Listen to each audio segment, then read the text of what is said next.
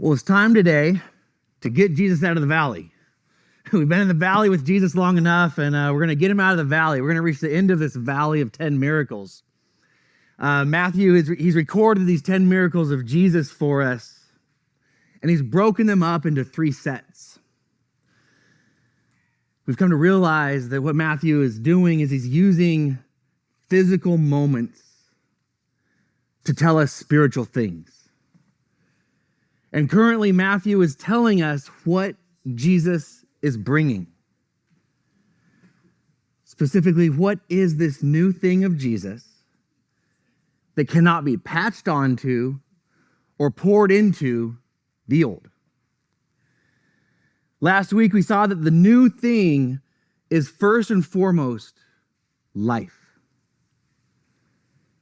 It's spiritual life.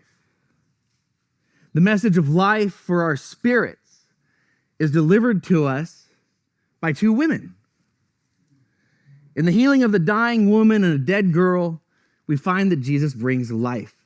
He's bringing life to the spiritual seekers who are reaching for the tassels, who are reaching for the truth, and they find Jesus. And he's bringing life to the spiritually dead, who for Jesus, these are the people who are simply asleep because there's no death in Jesus' presence. There's only tired, worn out souls who have exhaustedly fallen asleep. And Jesus will take them by the hand and wake them up. Our next to last miracle is found in Matthew chapter 9, verses 27 through 31. And we have this on a slide. And this Sunday, I'm not going to read through the passage. We'll have the passage up. And I'm going to talk through each verse as we go. In this next miracle, we find our next Matthew-style duplication of people or of things. Our first was when Jesus sailed in the storm across the lake. And on the other side, he encountered 2 demon-possessed people. It was in that encounter in which we considered that Mark and Luke only record one of something, but Matthew is highlighting the work of Jesus by doubling it, because there's 2 parties, Jew and Gentile, that are being addressed in the other 2 Gospels, where one man is freed from the forces of evil, where one man is given sight, and where one donkey carries the presence of Jesus. Matthew has doubles. This doesn't make things untruthful to present things in this manner. I can speak of my singular grandfather as 2 people. I can tell you about the amazing grandfather that I saw who was full of love and mercy and compassion and softness. And I can also tell you of the grandfather who I knew, who I could see within him at times a hardness, an anger, and other things on that side. And I can speak in one grandfather of 2 people. Because there are 2 sides, there are 2 parties at play. So I'm telling you the truth when I speak of 2 grandpas that I can experience from one person. And this is what I see Matthew doing in a singular. He is seeing the truth of what is spiritually happening to 2 parties. And he wants to draw attention to that because it is Jew and Gentile who need freed from the forces of evil. It is Jew and Gentile who need to gain spiritual sight. And it will be 2 parties, Jew and Gentile, who will carry the presence of Jesus. We've seen that Matthew has turned these physical miracles into metaphors of spiritual things. And we're considering that he offers these key doubles as metaphors for the spiritual reality that he's trying so hard to get into the mind of his Jewish readers, that the spiritual things of Jesus are for two parties. So we arrive at the two blind men in the Gospel of Matthew. Continuing his work of metaphors from this point forward, Matthew will carry on the metaphor of physical blindness to reflect a lack of spiritual understanding through his gospel, or a lack of spiritual insight, or a lack of spiritual vision.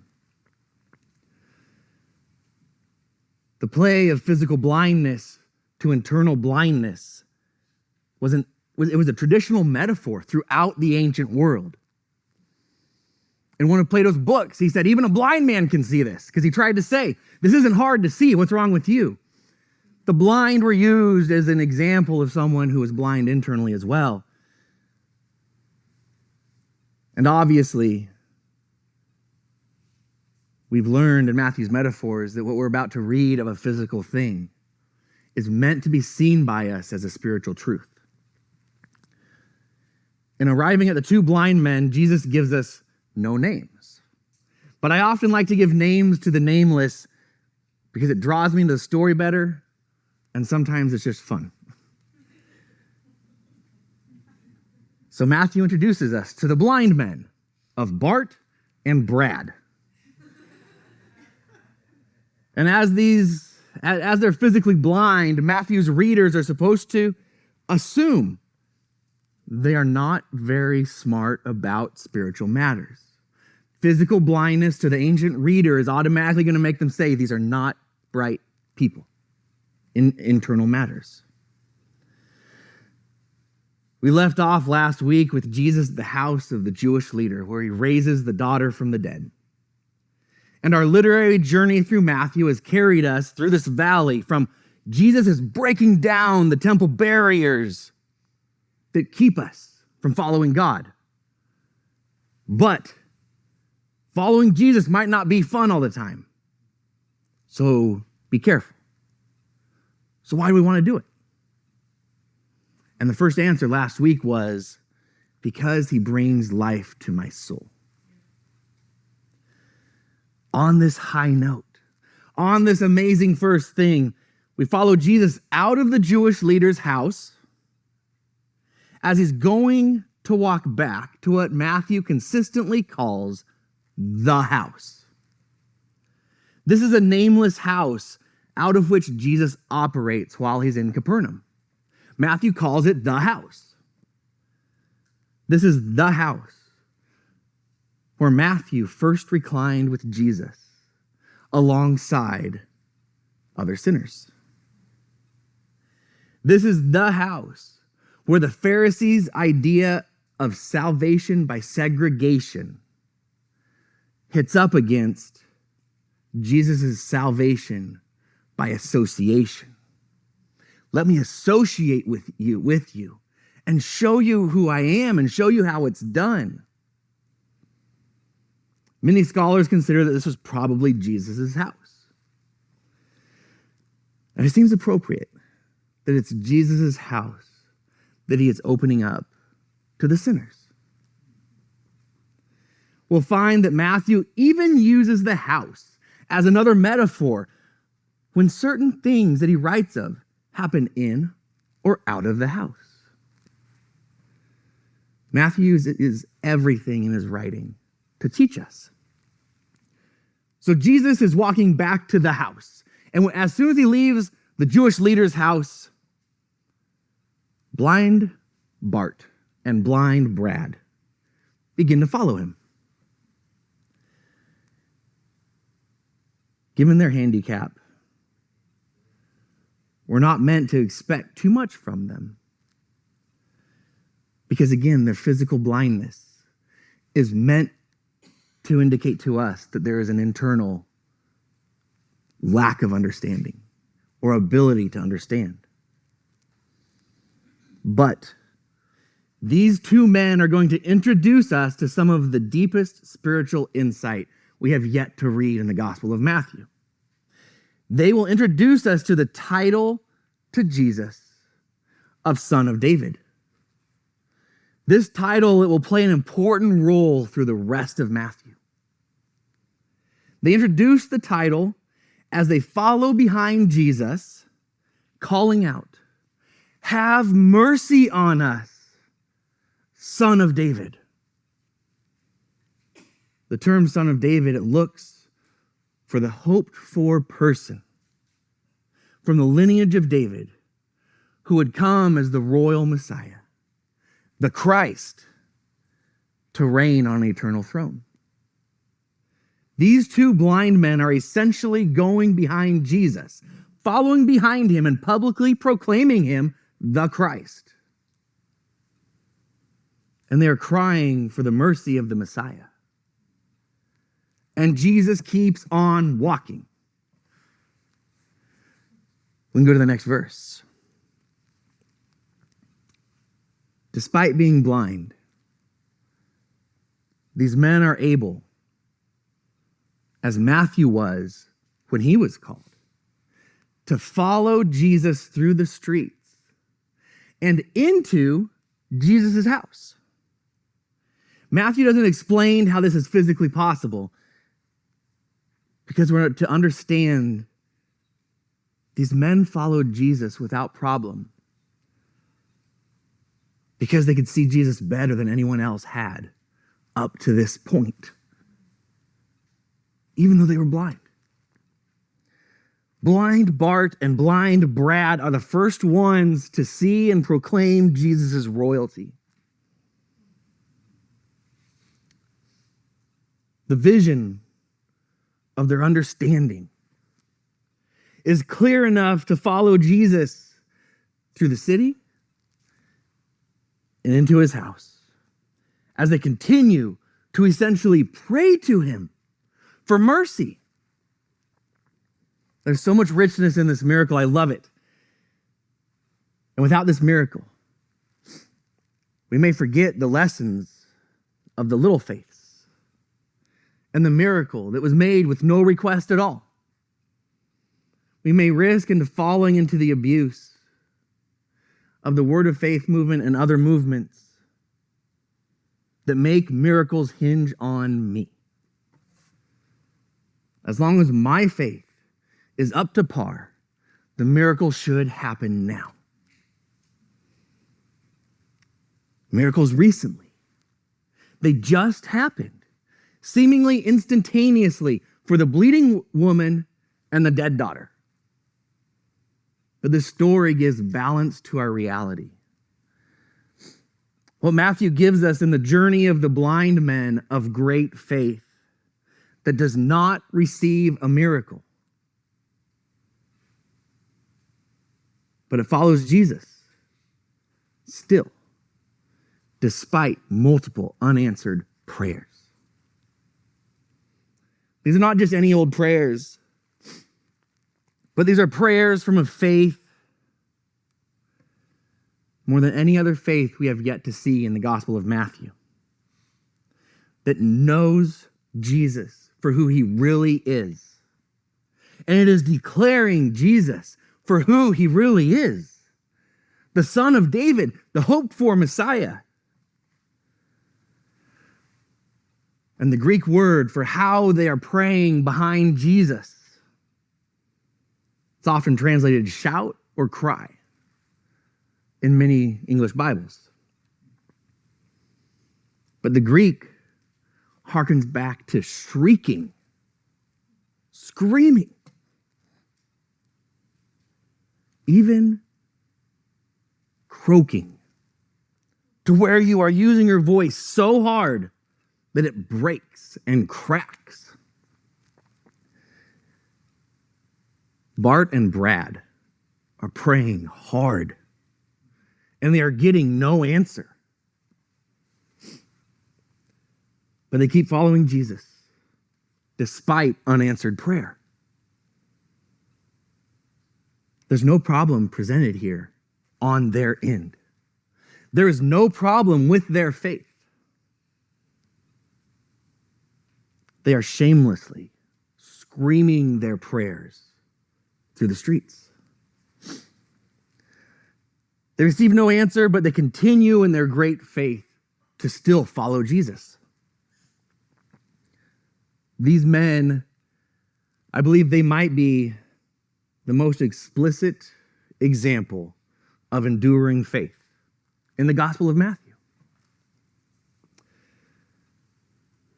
They might be the greatest example of faith in Jesus that the Gospels record.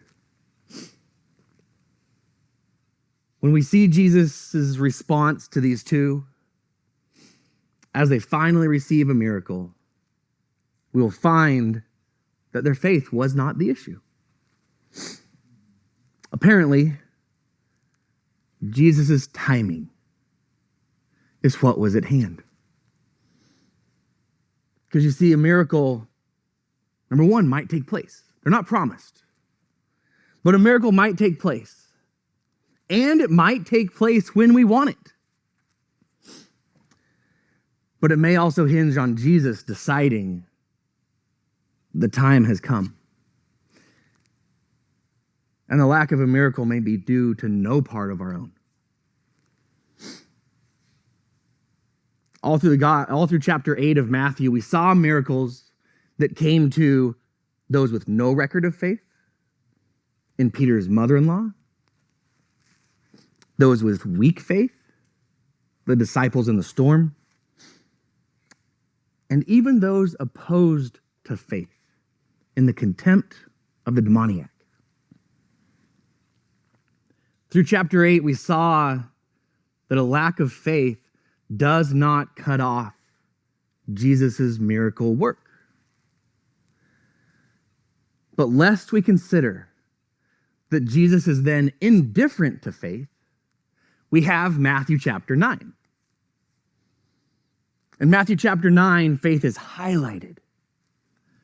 As theologian Bruner puts it, we see in Matthew chapter 9 that Jesus loves it when people think he can. He loves it.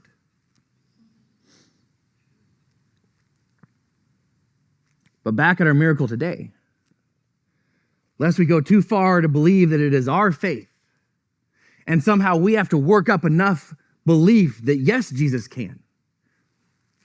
Lest we believe it hinges on us, we have the agonizing journey of blind Bart and blind Brad. They scream their prayers at Jesus' backside as they continue to walk out their great faith at 3 miles an hour, walking through the streets. Finally, Jesus arrives at the house. The two blind men follow him in. And Jesus asks if they have faith. Do they believe that he can heal them? And blind Brad says, no. We followed you, screaming our heads off, without really thinking you could do anything. Of course we have faith that you can do something. Of course we believe you can do this. And so we go to the next verse.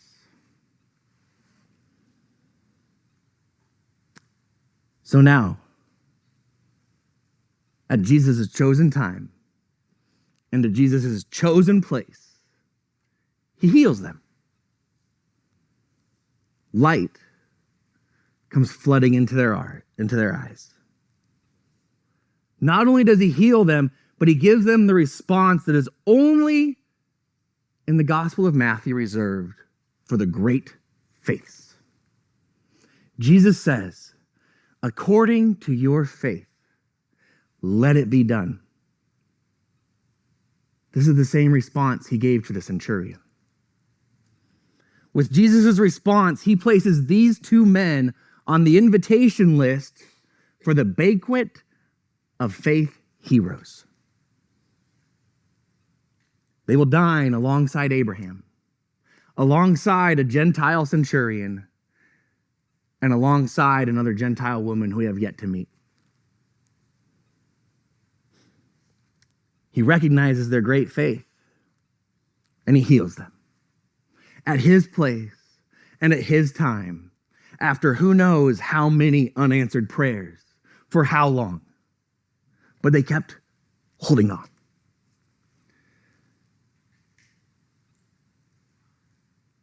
Upon recognizing their faith and healing them, Jesus warns the men sternly. No one is to know of what's been done here. So we go to the next verse. What we see is that the men run out and they spread the word of Jesus. The word spread here in the Greek, it carries the image of a blazing fire that burns and can't be stopped. It starts to spread like wildfire through the area. We've often seen in Matthew that silence can be a gift. But that's not the case here.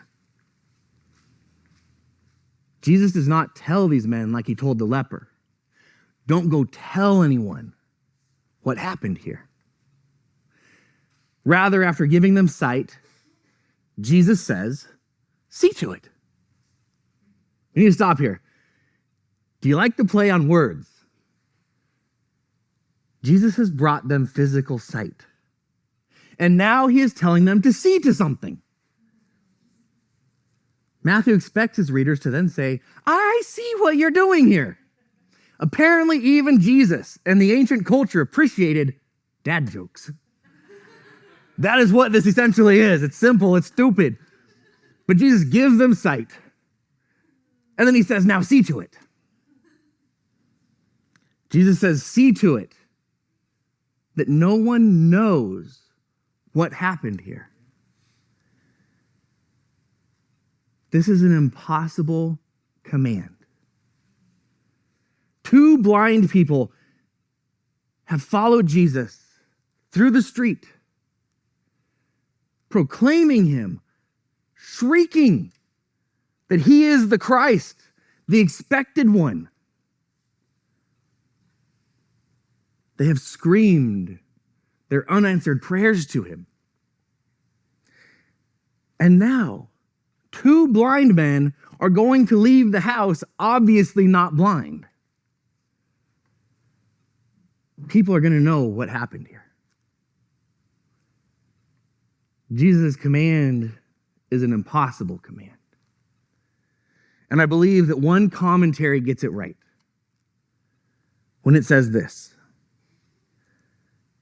the command is given to be broken. The goal is to highlight or to impress upon the readers that the mighty deeds of Jesus are so extraordinary they cannot be hidden. Jesus' glory shines forth in spite of even his own attempt to conceal it. So this command is meant to be broken in order to highlight us that even Jesus can say, don't let people know who I am, but even Jesus cannot conceal his greatness. Here we have come to the metaphor part of Matthew's miracle, the miracle that Matthew is giving us. The blind men are meant to the ancient readers to reflect those who most lack the ability to understand spiritual things. These are the underdogs of religion. In order for them to understand who Jesus is and be the first to proclaim him the Son of David, they had to have received a gift of spiritual enlightenment, just like the women received the gift of life. Matthew's point is that just as Jesus is the source of illumination that was brought to their physical eyes, Jesus is the source of the spiritual illumination by which the blind men were able to see him and follow him clearly, because these are the people who in and of themselves could not have come up with this. Jesus is the source of supernatural enlightenment, supernatural vision, supernatural understanding, so clear that two blind men could follow him all the way into his house. The lesson of the women was that Jesus is the source of spiritual life. The lesson of the two blind men is that Jesus is the source of spiritual understanding. So we arrive at the last miracle in the valley, miracle number 10. It's recorded in Matthew 9:32-34, and we have this also on the slide. In miracle number 10, a man has lost his voice to the forces of evil. And despite no physical blindness, Matthew wants us to know that this man has to be brought to Jesus. This man has a blindness that cannot see Jesus, even though he can physically see. As we considered last week, that the bleeding woman stands in for all who are spiritually dying, but they can find it within themselves to move and reach out. So too, the blind men stand in as those in need of spiritual illumination, who are still able to go shrieking in prayer after it until they encounter its fullness. But just as the dead daughter from last week is the metaphor for those who cannot, because they have been spiritually crushed and spiritually killed by this world, they cannot reach in and of themselves. They can do nothing for themselves. This mute man is the parallel to the dead daughter. He is the one who is so lost in darkness that he can do not even the most basic action that the blind men could. The group of the spiritually dead are the ones whose tired souls have fallen asleep, too exhausted to reach out for life. The group of the spiritually muted are the ones whose spiritual voices have become so oppressed they cannot cry out. In particular, they cannot cry out to begin a relationship with God. In contrast with the previous men who could scream out their needs to God, the mute man's voice has been silenced. An inability to speak to God is to be unable to have genuine relationship with God. Because genuine relationship rests upon knowing that we are being heard.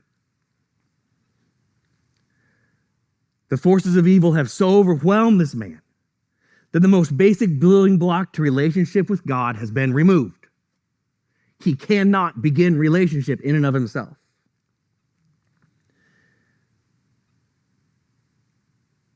The relationship of voice, the relationship of crying out to God is the most foundational act upon which many humans begin their relationship with God.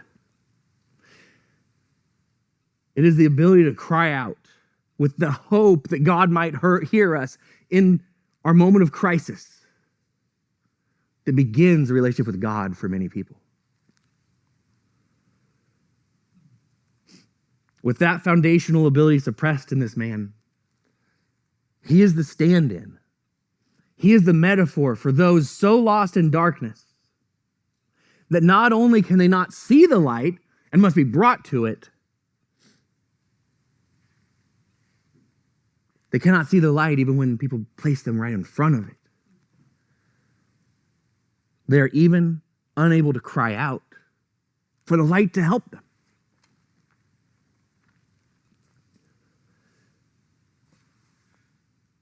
These are the people who exist all through our world. These are the people whose spiritual voices have been muted by evil. Sadly, too many of these voices have even been muted by the evil done at the hands of those who claim the God of Jesus.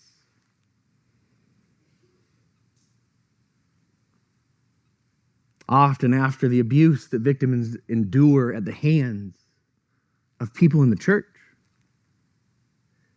they can no longer find the words to speak, to cry out to God, to even hope for a relationship. We'll go to the next verse.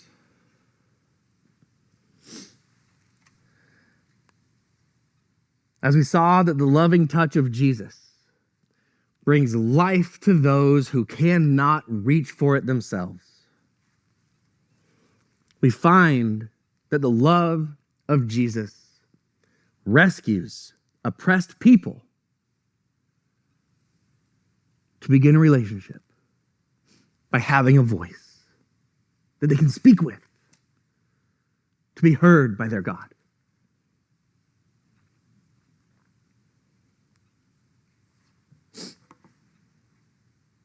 We'll be bringing in the kids in a second here as we close the Miracles in the Valley. With all 10 miracles completed, we can see the entire scope of the deeper spiritual truth that Matthew wants us to see from the metaphors of these miracles. We have the metaphor slide from last week, where group 3 was blank last week. We can now fill it in. In the first group of miracles, they're the metaphor for spiritual access to God being open for all. In the second group of miracles, they are metaphors for the spiritual cost that may come to us for following God. And now the third group of miracles reveals the new thing that Jesus is bringing. It is spiritual life, it is spiritual understanding, and it is spiritual relationship. The thing that Jesus is bringing is life that can come even when hope and time have run out. It is understanding that comes to our heart beyond what even the most limited minds can conceive. And it is relationship that reaches for us in the captivity of darkness and evil to first give us a voice, to begin to pray and believe that our God is hearing us, the most foundational building block of a relationship. And so we go to Matthew 9:33 and 34. The mute man is restored to speak. And the people are amazed. They've never seen anything like this in Israel. And Matthew has designed his writing so that we are meant to identify with the amazed people. We're meant to read this and sit in amazement and identify with them. I'm amazed too. This is amazing. And as we identify with the amazed people, hearing a mute man speak over here with Jesus, we're meant to read the next verse on the next slide and hear the Pharisees from over there as they declare the unconditional love of Jesus to be sourced in evil. Matthew skillfully draws us to identify with the amazed crowd that is caught in the middle of a choice that we face every day that we wake up. Do we pull away and move to the safety of the Pharisees? Or do we choose to be pulled towards our amazing Jesus with his dangerous associations to sinners, to the hurting, and to the rejected? Matthew in his literature makes us experience this, the tension of now two choices presented to us. pray that we choose Jesus because he has chosen every one of us. As Nate comes up to close us in worship, we're going to take communion. If you need communion, would you raise your hand and we can get some brought out to you? If you didn't get any communion, we need one over here and one over here.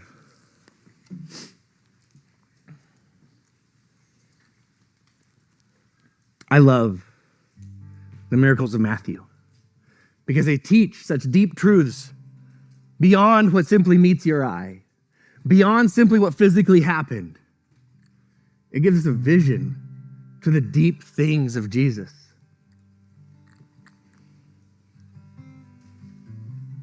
So as Nate leads our closing worship, what I invite you to do is sit and consider the choice that we are faced with every day. We sit in the tension of these two voices, these two choices every day. But Jesus has chosen us. And he has set the table for us. And we see that in communion. I've said it in the past, and I'll say it again. I love the one guy who said, other religions, they must set the table for their God and hope their God comes. In Christianity, God has already set the table for us in communion.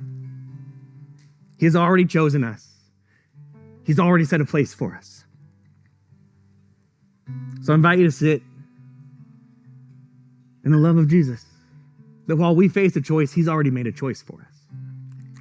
And when you're ready, take communion as Nate closes us in worship.